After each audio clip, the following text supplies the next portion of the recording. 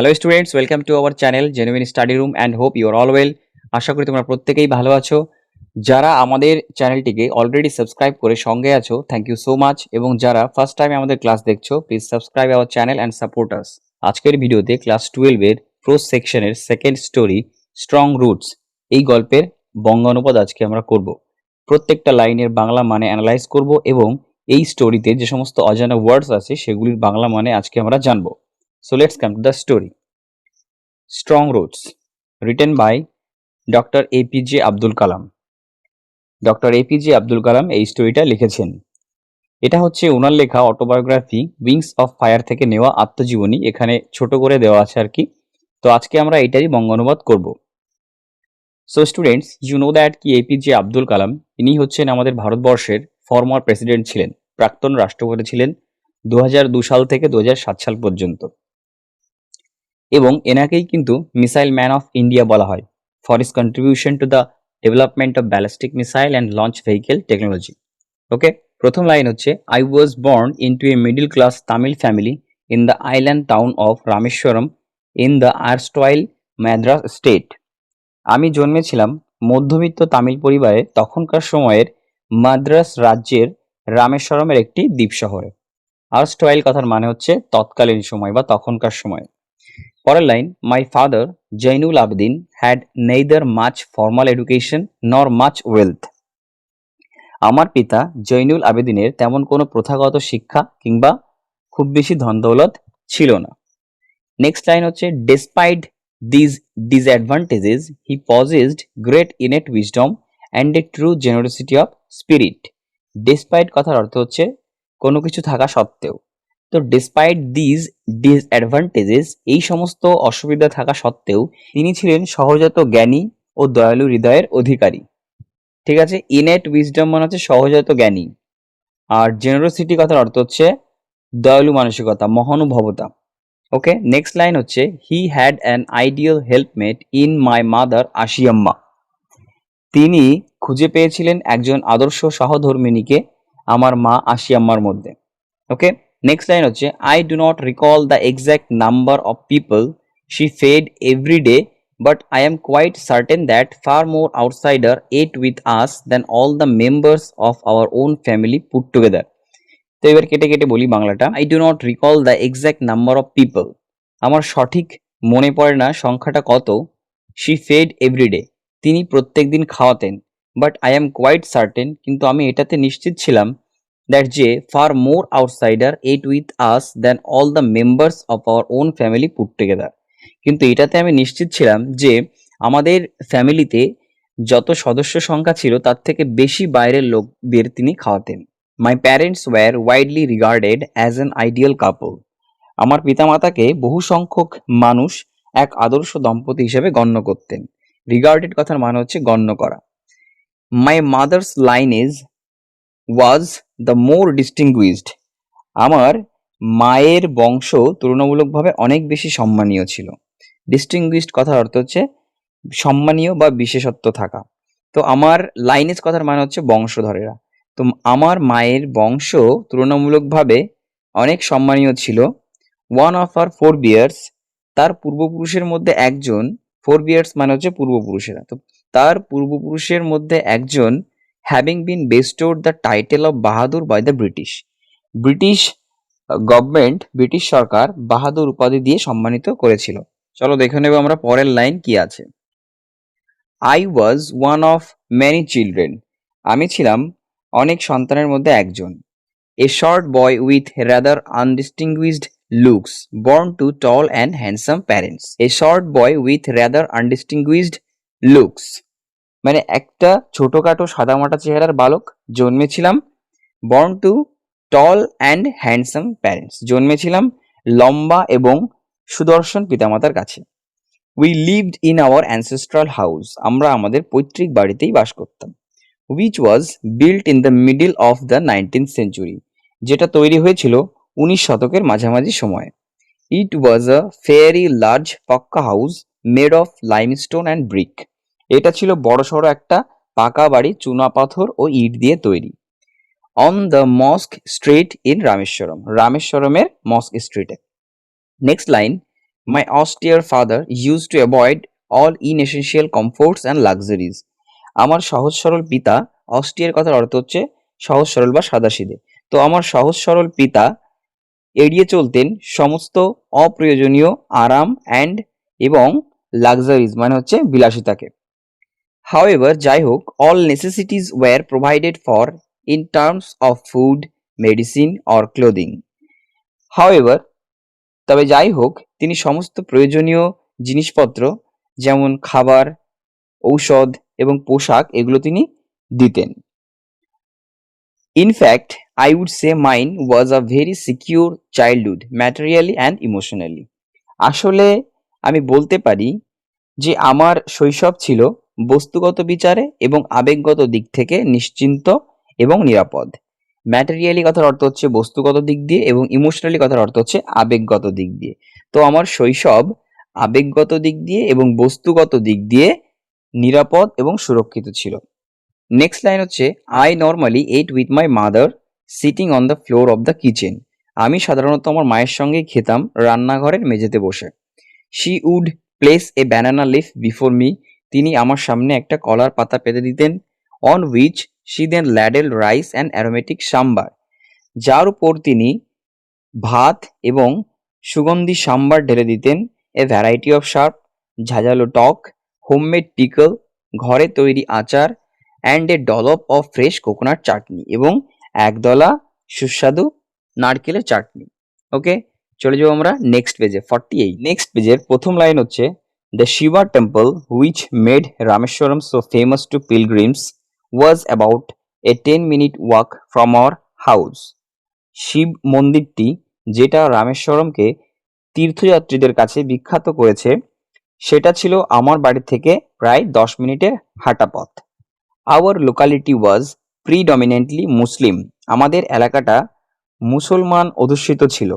But there were quite a lot of Hindu families too. কিন্তু সেখানে অনেক হিন্দু পরিবারও বাস করত। Living amicably with their Muslim neighbours. সম্প্রীতি বজায় রেখে বসবাস করত তাদের মুসলিম প্রতিবেশীদের সঙ্গে। There was a very old mosque in our locality. আমাদের এলাকাতে বেশ পুরনো একটা মসজিদ ছিল। Where my father would take me for evening prayers. যেখানে আমার বাবা আমাকে সন্ধ্যাকালীন প্রার্থনার জন্য নিয়ে যেতেন। I had not the faintest idea of the meaning of the Arabic prayers chanted. I had not faintest idea. Faintest মানে বিন্দুমাত্র, আইডিয়া মানে ধারণা। আমার বিন্দুমাত্র ধারণা ছিল না অফ দ্য মিনিং অর্থের অফ দ্য অ্যারাবিক প্রেয়ার্স। সেই আরবি ভাষায় যে প্রার্থনা হতো সেই প্রার্থনার বিন্দুমাত্র ধারণাও আমার বিন্দুমাত্র ধারণাও ছিল না সেই আরবি ভাষায় প্রার্থনা করার অর্থের।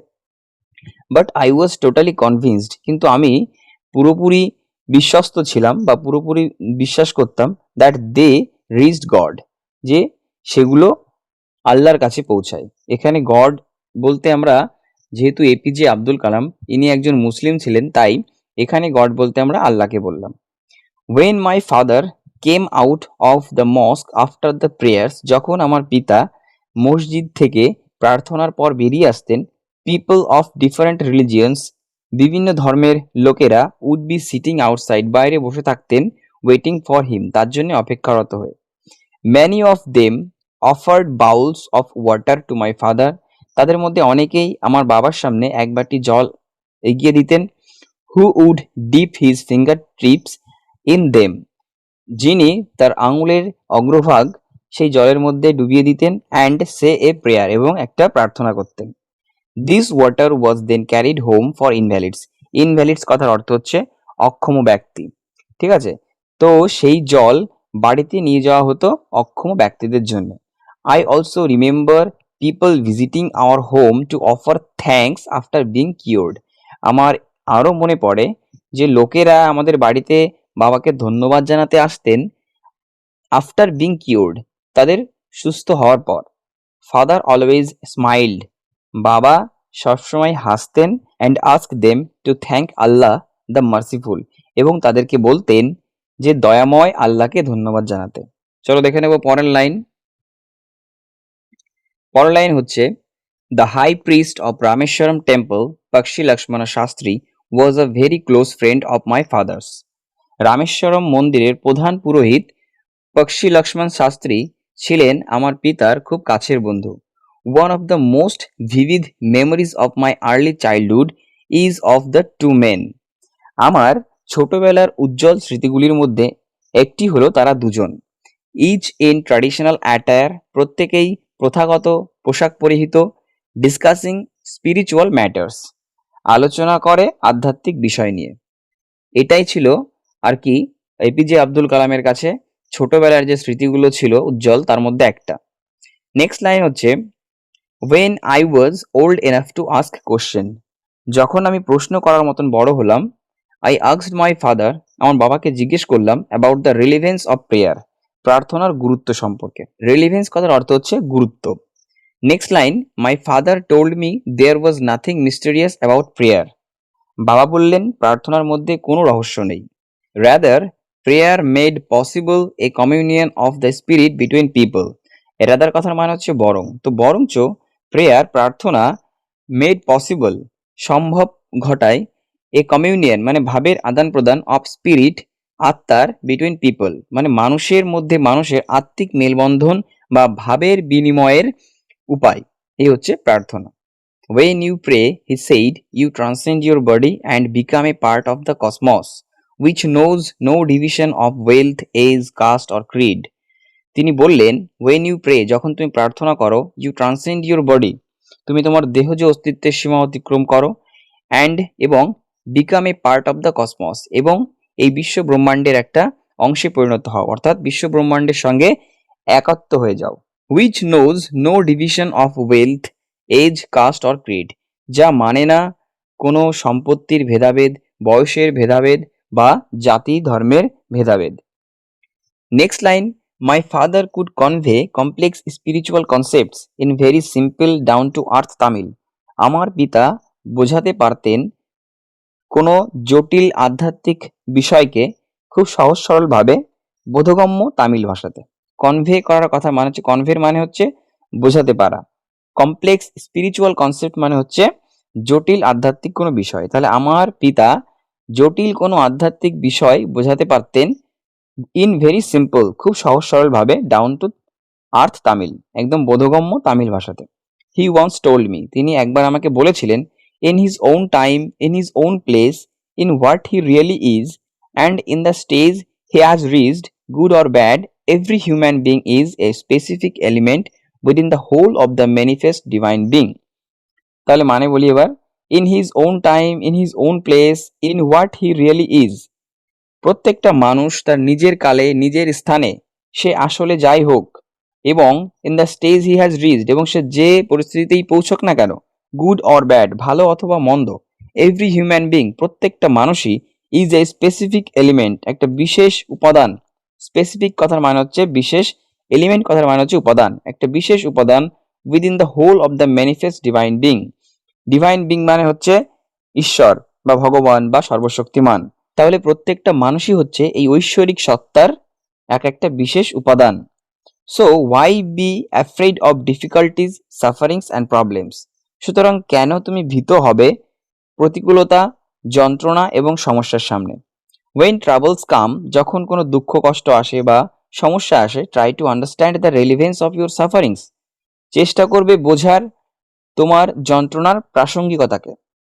Adversity always presents opportunities for introspections, adversity দুঃসময়, অলওয়েজ সবসময়, সুযোগ দেয় ফর ইন্ট্রোস্পেকশন আত্মসমীক্ষার, মানে দুঃসময় সর্বদাই আত্মসমীক্ষার সুযোগ করে দেয়। ইন্ট্রোস্পেকশন মানে হচ্ছে আত্মসমীক্ষা। ওকে, চলে যাবো আমরা নেক্সট পেজে, পেজ নাম্বার 49। দেখো নেক্সট পেজের ফার্স্ট লাইন হচ্ছে, why don't you say this to the people who come to you for help and advice, I asked my father, আমি আমার বাবাকে জিজ্ঞেস করলাম আপনি তাদেরকে এসব কথা কেন বলেন না যারা আপনার কাছে আসে সাহায্য ও পরামর্শের জন্য। He put his hands on my shoulders and looked straight into my eyes, বাবা আমার কাঁধের উপর হাত দুটো রেখে সোজা আমার চোখের দিকে তাকিয়ে রইলেন। ওকে, একদম আছে দেখো, স্ট্রেট ইন্টু মাই আইজ, একদম আমার চোখের দিকে তাকিয়ে রইলেন। For quite some time he said nothing, বেশ কিছুক্ষণ তিনি কিছুই বললেন না। অ্যাজ ইফ হি ওয়াজ জাজিং my capacity to comprehend his words, যেন তিনি বিচার করছেন যে তার কথাগুলো বোঝার ক্ষমতা আমার আছে কিনা। Then he answered in a low deep voice, তারপর তিনি উত্তর দিলেন নিচু ও গম্ভীর স্বরে। His answer filled me with a strange energy and enthusiasm, তার উত্তর আমাকে এক অদ্ভুত প্রাণশক্তি, স্ট্রেঞ্জ এনার্জি, অদ্ভুত প্রাণশক্তি ও উদ্যমতায় ভরিয়ে দিল।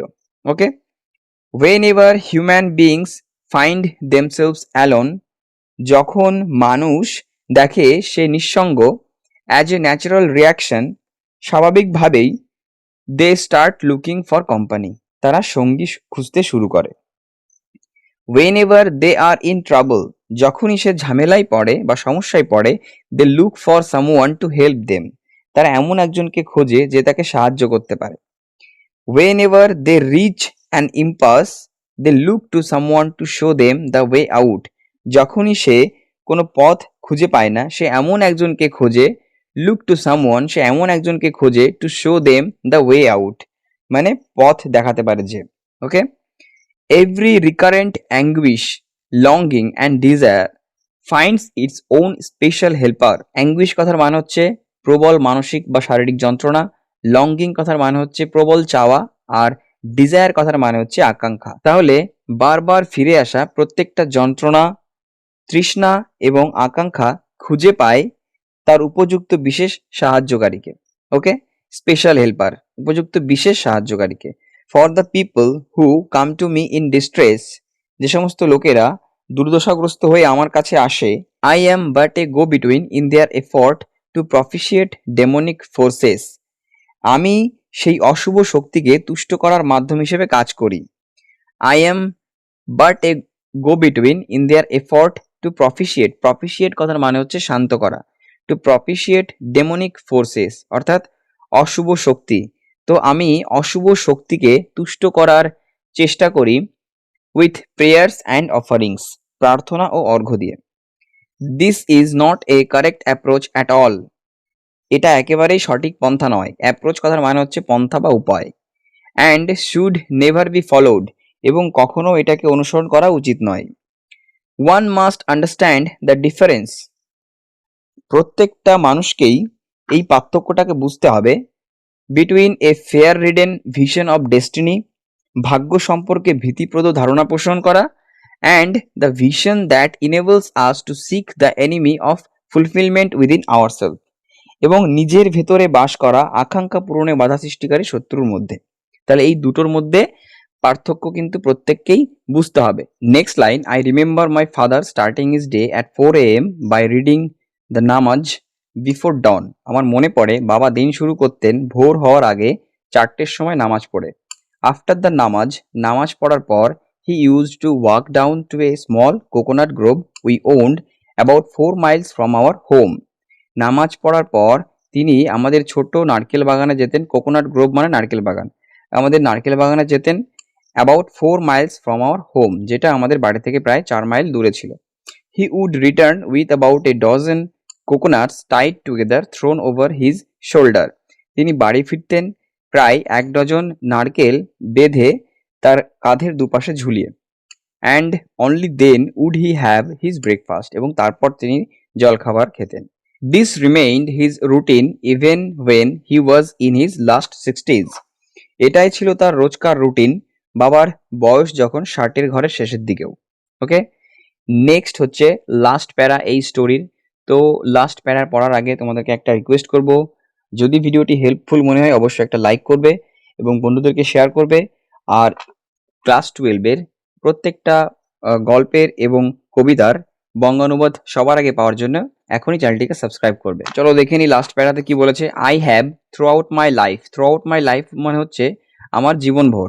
তো I have through out my life tried to AMOLED my father in my own world of science and technology. I have tried to AMOLED, AMOLED কথার অর্থ হচ্ছে অনুসরণ করা।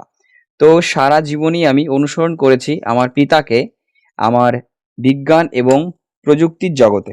I have endeavored to understand the fundamental truths revealed to me by my father.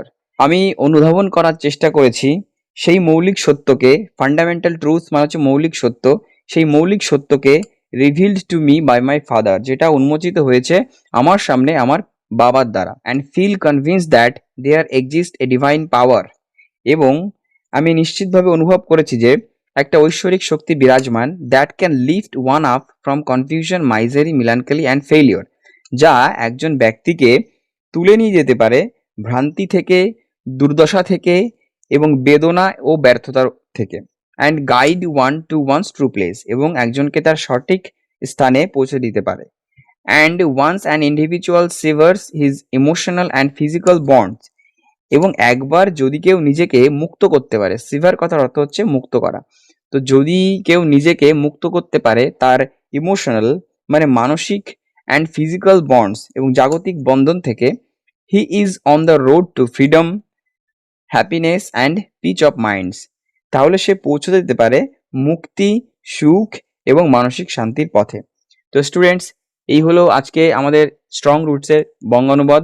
Next যে স্টোরিগুলো আছে এবং পোয়েমগুলো আছে তার বঙ্গানুবাদ এবং ইম্পর্টেন্ট শর্ট প্রশ্নগুলো এবং আনসার্সগুলো পাওয়ার জন্যে সাবস্ক্রাইব করো আজকেই আমাদের চ্যানেল এবং সাপোর্ট করতে থাকো। দেখা হবে নেক্সট ভিডিওতে। Till then take care and thank you for watching.